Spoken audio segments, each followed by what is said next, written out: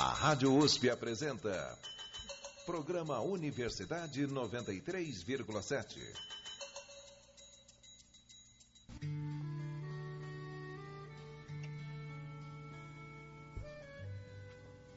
Especial Ayahuasca. Olá, eu sou William Nunes. E eu sou Joana Leal. Sejam muito bem-vindos ao programa Universidade 93,7. Hoje apresentaremos a segunda parte do especial sobre o chá de ayahuasca. Ela é uma bebida usada em rituais religiosos e até em procedimentos médicos. Agora conheceremos nossos entrevistados. Nosso primeiro convidado é o psicólogo Paulo Rogério Moraes.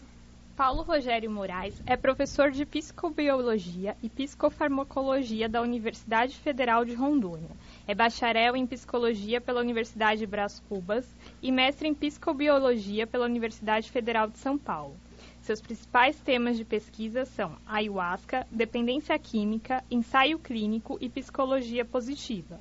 Atualmente é doutorando na Universidade Federal de São Paulo, onde pesquisa os efeitos da ayahuasca no tratamento para dependentes de álcool. Paulo, muito obrigado pela sua presença hoje. A nossa segunda convidada é a pesquisadora Sandra Lúcia Goulart. Sandra Lúcia Goulart é mestre em Antropologia Social pela Universidade de São Paulo e doutora em Ciências Sociais pela Universidade Estadual de Campinas. Suas principais áreas de atuação são religião, religiosidade popular, religiões ayahuasqueiras, cultos afro-brasileiros, xamanismo, fenômenos amazônicos e entre seus trabalhos estão artigos sobre a expansão e transformação das religiões ayahuasqueiras do Brasil e os contrastes e continuidades de tradições religiosas amazônicas ligadas à ayahuasca. Sandra, obrigado também pela sua participação, por estar aqui com a gente. A gente vai ouvir a reportagem da Irene Cortez sobre os benefícios da ayahuasca.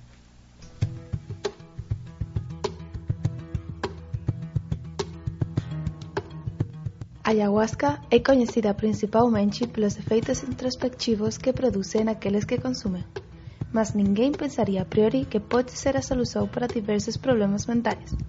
As propriedades da ayahuasca têm despertado um interesse no campo da saúde, com conclusões e resultados surpreendentes. Irene Cortez, para a Rádio USP.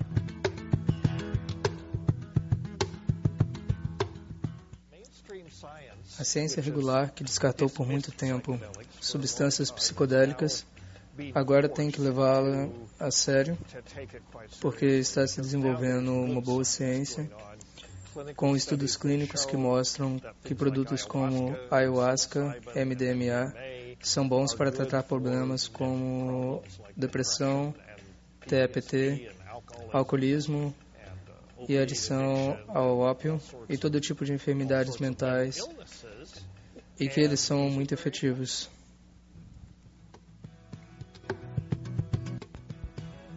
Esse foi o Dennis McKenna, etnofarmacologista e pesquisador no campo da farmácia e cognição.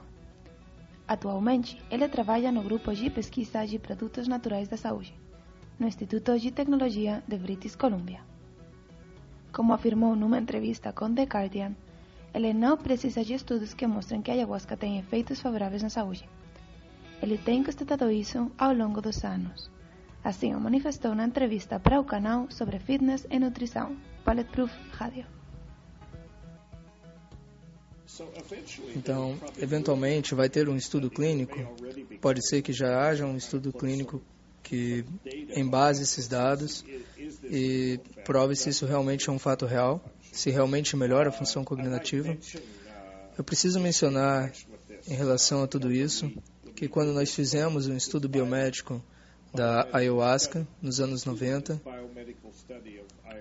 junto com a UDV, uma das religiões do Brasil, a gente administrou diferentes testes psicológicos e comparamos eles com os objetos de estudo. E algumas das coisas que nós medimos foi habilidade verbal, função de lembrança, memória e etc. Os membros da UDV foram melhores, estatisticamente melhores. Não muito, não com uma diferença muito grande, mas o suficiente para mostrar estatisticamente. E algumas pessoas do nosso estudo homogêneo tinham estado tomando ayahuasca por 2 semanas nos últimos 40 anos e eles têm uma ótima saúde física e mental. Então, eu acho que de fato tem muitos benefícios físicos e psicológicos. Continuando como que Denis falou, tem de fato estudos científicos que desenvolvem a ideia da ayahuasca como medicina. Este é o caso do Jaime Halak, professor doutor da Faculdade de Medicina da USP Ribeirão Preto, especializado na área de saúde mental. Outra importante linha de investigação do Instituto Nacional de Ciência e Tecnologia Transnacional em Medicina é a investigação do potencial terapêutico da ayahuasca e dos seus derivados beta-carbolínicos, a armina e a armalina. Nós começamos a fazer a investigação dos derivados beta-carbolínicos, particularmente da armina, para o tratamento da depressão, mais especificamente a investigação em modelos animais de depressão, e conseguimos observar que a armina ela possui uma eficácia terapêutica, uma propensão a uma eficácia terapêutica tão grande quanto a da imipramina, mas, diferente da imipramina, ela estimula a produção de BDNF de uma maneira significativamente superior. Esse resultado é importante porque sugere que a armina teria um potencial antidepressivo, talvez superior, inclusive, ao da imipramina. Além disso, esses resultados eles nos incentivaram a partir para os estudos em humanos. Esses estudos em humanos nós estamos fazendo não com os derivados beta-carbolínicos puros ou sintetizados, mas sim com chá da ayahuasca integral. E novamente os resultados têm sido bastante significativos e mostrando resultados muito estimulantes. Os pacientes que nós testamos a ayahuasca até o momento, eles apresentaram uma melhora muito importante e diferente dos tratamentos antidepressivos tradicionais disponíveis no mercado, a ação antidepressiva que nós temos observado com a ayahuasca, ela acontece imediatamente, já nas primeiras horas. E, mais surpreendentemente, ela perdura por até 2 semanas. Essa pesquisa, apresentada em 2010, desembocou num estudo publicado em 2015 na Revista Brasileira de Psicologia, desenvolvido por diferentes pesquisadores do Brasil e da Espanha. Neste estudo, 6 participantes em diferentes etapas de depressão tomaram ayahuasca. Os resultados foram praticamente imediatos. 24 horas após a ingestão do chá, os voluntários relataram diminuição de 62% dos sintomas depressivos. 7 dias depois, a diminuição foi superior a 72%. Segundo os pesquisadores, os efeitos da ayahuasca podem perdurar até 3 semanas após o uso. Irene Cortés, para a Rádio USP.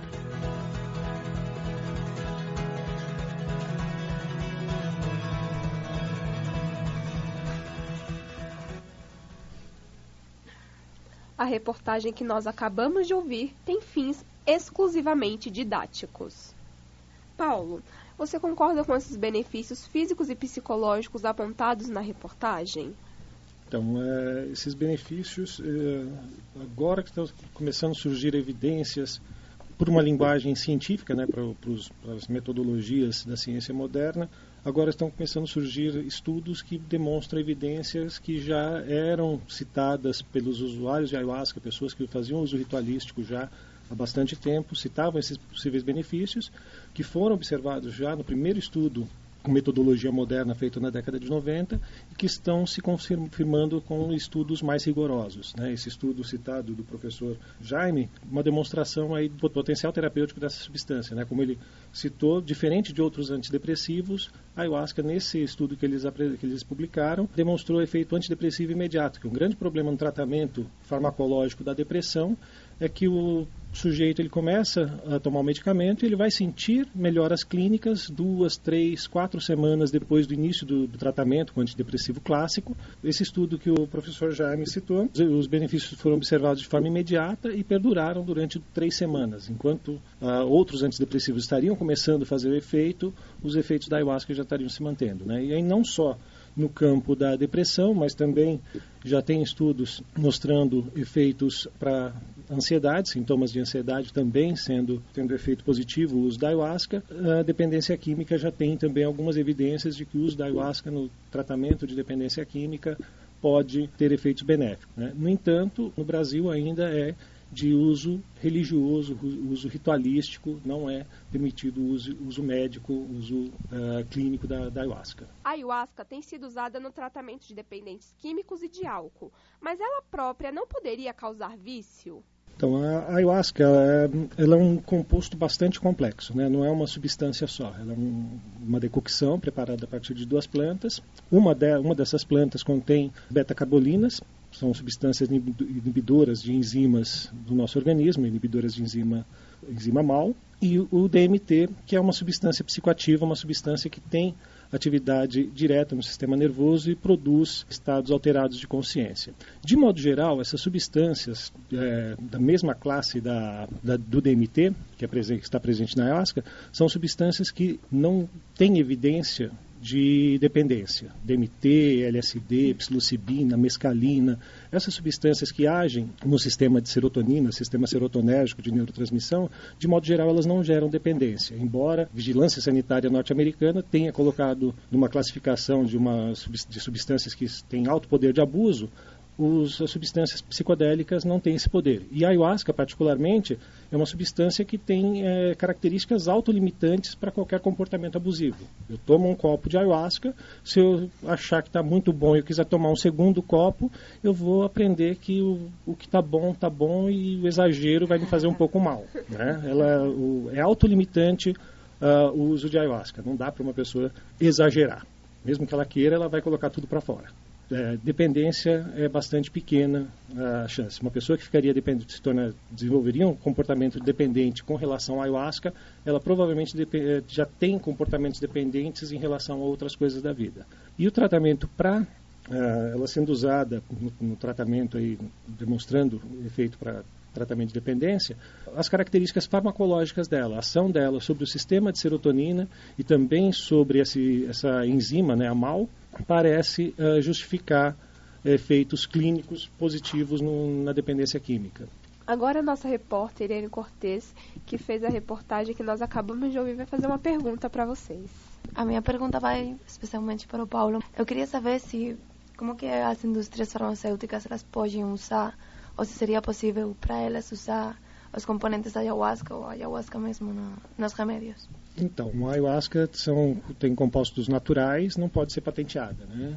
Tem esse limitador, mas a indústria farmacêutica conhece os princípios ativos que estão presentes na ayahuasca. E existe até uma modalidade que no Brasil não é muito utilizada, que é chamada de farma-ayahuasca, que é a utilização de compostos sintéticos que estão presentes na ayahuasca, né? A ayahuasca ela tem inibidores de monoaminoxidase, né, substâncias inibidoras de monoaminoxidase, e tem o DMT. Se pega uma substância inibidora de MAO e DMT e toma-se junto, tem-se a farma-ayahuasca, né? Então a indústria farmacêutica não tem como patentear a ayahuasca, como ter lucro em cima da ayahuasca em si, mas os componentes dela já são bastante conhecidos e se tiver oportunidade eu não acredito que vão deixar de fazer uso. Então agora a gente vai seguir para a próxima matéria da Nili Ferrari. A gente vai entender um pouquinho melhor sobre a popularização do chá da ayahuasca. Ao longo do programa, nós mostramos a vocês, ouvintes da Rádio USP, a importância espiritual e medicinal da ayahuasca, que também é conhecida como Santo Daime, para os povos da Amazônia. Só que o seu uso vem ganhando centros urbanos também. De acordo com os Ceflures, que é uma igreja responsável por disseminar o Santo Daime para além da Amazônia, só no estado de São Paulo existem 11 centros onde há rituais com base na bebida ayahuasca. Diante de tudo isso, fica a dúvida, ouvinte. A popularização desse chá pode trazer riscos? Será que toda a tradição que surgiu lá com os povos da Amazônia não está se perdendo ao entrar nos centros urbanos? O antropólogo Henrique Hessel ajuda a gente a esclarecer essa história. O que a gente tem visto é que a própria linhagem, tradição, uso ritualístico religioso dos indígenas tem também saído das aldeias e vindo para as cidades. E isso tem como um benefício o acesso a essa cultura de uma forma completa, né? E querer entender tudo isso como um museu que deve ficar parado no tempo é negar o próprio fenômeno da cultura em andamento. Então, a difusão da cultura ayahuasqueira nos moldes tradicionais dos indígenas só vem a acrescentar a experiência humana e diversificar essa experiência humana a respeito de quem somos e o que estamos vivendo nesses tempos, né? Então, ao mesmo tempo que eu vejo muitos benefícios nessa expansão da cultura nativa, dessa tradição, há também a necessidade de uma cautela para a gente não entrar naquele clima, vamos dizer, de aventureiros, né? Dentro de coisas que precisam de um carinho, de uma atenção, de um zelo e de um conhecimento. O que há, sim, é a necessidade de tomar uma cautela, porque a utilização legal reconhecida pelo Estado é a ritualística religiosa. Por fim, eu quero dizer que todas as pesquisas científicas têm concluído no sentido de que não são as substâncias em si que têm problemas, mas sim na forma de relação que nós temos com elas. Nós conversamos também com a Natália Pandava, que é terapeuta holística e, além disso, atua conduzindo rituais baseados na ayahuasca.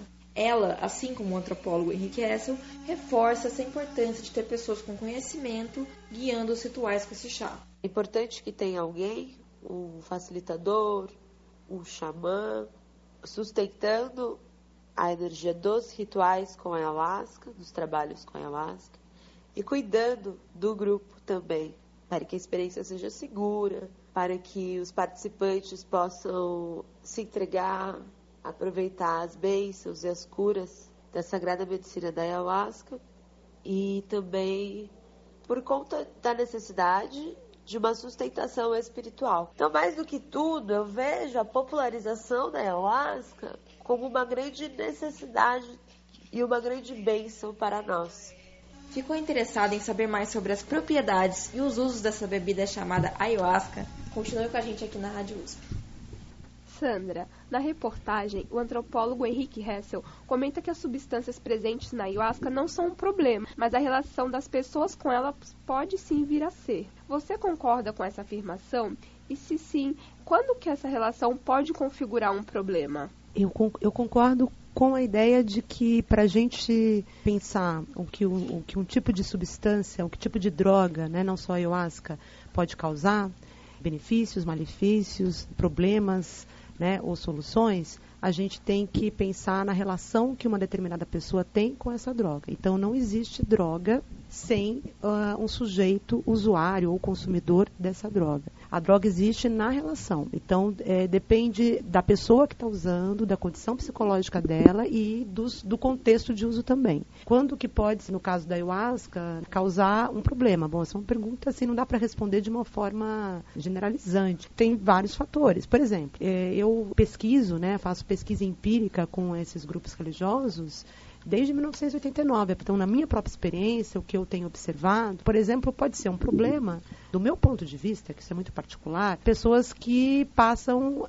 não só em função da experiência com a bebida, mas da experiência bebida num contexto religioso, vivem em função apenas da religião. Isso não é um problema necessariamente, mas transformam essa vida religiosa numa experiência muito fechada, que muitas vezes a gente chama de fanatismo. Então, só conversam com pessoas que são daquele grupo religioso, tudo é explicado só pela ótica daquela religião, começam a ter conflitos com outras pessoas que não bebem ayahuasca, que não são, ou até que bebem a ayahuasca, né? Bebem daime, ayahuasca, mas num outro grupo religioso, que elas veem como rivais, começam a ter em alguns casos, né? Não, isso nem sempre acontece, né? Eu estou falando de exceções, inclusive, podem começar a ter uma visão que eu, particularmente, entendo como uma visão limitada de vida. Isso pode ser um problema. Paulo, você acha que a proibição da ayahuasca ela pode também vir a ser um problema? Pelas experiências que a nossa espécie tem com a tentativa de proibição de estados alterados de consciência, certamente. Qualquer medida restritiva de acesso a substâncias, a comportamentos, a experiências que produzam estados alterados de consciência para os seres humanos, a gente já viu aí ao longo da história que deu bastante problema. Alguns problemas foram corrigidos. Vamos pegar, por exemplo, a lei seca norte-americana, que coisa de 10 anos, eles notaram que gerou mais problemas do que solução. que a gente vê hoje com a declarada guerra às drogas do Richard Nixon desde a década de 70, o quanto tem gerado de um prejuízo tanto para usuários quanto para a sociedade de modo geral, né? Então, eu imagino que uma eventual regulamentação restritiva para a ayahuasca, como para qualquer outra substância, tem efeitos danosos, não só para as pessoas que utilizam a ayahuasca, mas também para a sociedade de um modo geral. E criaria aí N problemas associados a outras, que a gente vê associados aí a outras substâncias proibidas, né, que farmacologicamente não são tão problemáticas, mas a condição legal delas acaba colocando elas numa situação bastante complicada e gerando problemas sociais bastante pesados. Eu concordo totalmente com o Paulo. Só para citar, né, quer dizer, a gente sabe que a chamada guerra às drogas vem causando, né, mais danos do que benefícios com relação aos próprios objetivos dessa guerra às drogas. Então, eu vou citar alguns desses danos pontualmente, né? Danos de violação de direitos humanos, uma série de danos em relação à saúde pública, que é um dos objetivos, né, da guerra às drogas, né? Proibir um conjunto de drogas, porque outro conjunto não é proibido, para evitar danos de saúde pública. Só que todas as pesquisas indicam no mundo todo, onde existe esse proibicionismo em relação a certas drogas, que essas questões de saúde pública, né, esses problemas de saúde pública gerados por drogas, só aumentaram com a proibição de drogas. Então, mais drogas adulteradas são criadas pelo mercado clandestino, né, sobre as quais os consumidores não têm nenhum controle, né? Então, os problemas só vêm aumentando. No caso de uma proibição do uso da ayahuasca, quer dizer, que é uma substância que é importante falar isso. Há alguns casos de problemas que nem todos podem ser comprovadamente, cientificamente falando, ditos como casos problemáticos gerados só pelo uso da bebida ayahuasca. Mas há alguns casos problemáticos, né? Mas eles são exceções, são minoritários em relação aos casos de benefícios do uso dessa substância. Benefícios comprovados cientificamente e benefícios ainda não comprovados cientificamente, mas mais comprovados, né, no interior, no âmbito desses grupos que fazem uso da bebida há muito tempo. Então, proibir o uso de uma substância que está enraizada na nossa tradição cultural histórica, né, seria um grande equívoco. E mais do que isso, acho que todo o processo de regulação não pode vir de cima para baixo, mas tem que vir de baixo para cima, consultando as pessoas que já têm um conhecimento sobre essa bebida. Como a gente ouviu na reportagem, o antropólogo Henrique Hessel diz que a cultura não é como um museu e que essa popularização da ayahuasca não vai apagar a tradição do chá. A gente queria saber de você, Sandra. Você concorda com isso? O uso tradicional do chá não pode ser ofuscado por essa popularização nos centros urbanos? Eu entendo, e não só eu que entendo, tem outros estudiosos dessa temática que também corroboram dessa perspectiva, que quando a gente fala do uso dessa bebida, embora os usos indígenas, que são variados, né, sejam muito importantes, mas não dá para dizer que os usos da ayahuasca estão ligados só aos usos puramente indígenas. Porque, na verdade, o desenvolvimento, né, desses saberes de uso da ayahuasca, eu não estou falando só de Brasil, estou falando na Amazônia toda, né, ele se dá principalmente, ele é impulsionado, o desenvolvimento e a ampliação desses usos pelas populações não amazônicas, não originárias da Amazônica, não indígenas, que vão para a Amazônia, em diferentes lugares da Amazônia, não só brasileira, para trabalhar com a borracha, principalmente em função da exploração da borracha. São essas populações que aí, que pouco conheciam o que a Amazônia poderia lhes oferecer, né, de uma infraestrutura, vão em contato com indígenas ou mestiços, caboclos que já estavam lá, conhecer o uso da bebida e começar a disseminá-lo. Isso vários estudiosos falam. Então, não dá para a gente defender, por conta disso, um desenvolvimento da ayahuasca só indígena. E também porque eu, como outros estudiosos também, principalmente da antropologia, pensam, não dá para a gente falar de qualquer fenômeno cultural como algo completamente fechado, como foi falado, né, na matéria. Não dá para a gente pensar o uso da ayahuasca como um museu, não só o uso da ayahuasca, qualquer fenômeno cultural. A cultura é dinâmica, a cultura não é fechada. Nenhum grupo humano é proprietário, só ele, de um tipo de tradição cultural ou de um tipo de fenômeno cultural. Isso tem muito a ver com essa discussão atual de apropriação cultural, né? Bom, gente, antes da gente encerrar o programa, encerrar as entrevistas, o microfone vai ficar aberto para vocês fazerem as considerações finais de vocês. Fiquem à vontade para falar o que vocês quiserem agora. Você pode começar, Paulo? Sim. Bom, primeiro agradecer o convite pelo programa e parabenizá-los pela temática, que realmente a ayahuasca precisa ser tocada nas mídias, numa rádio universitária bastante interessante. Se tocar na ayahuasca de uma forma não sensacionalista, e agradecer também as pessoas que estão fazendo pesquisas no Brasil com a ayahuasca e demonstrando aí, gerando resultados bastante interessantes que provavelmente vão se refletir em benefícios para a população, terapêuticas aí mais eficazes, menos danosas do ponto de vista farmacológico e também mais próximos da cultura brasileira.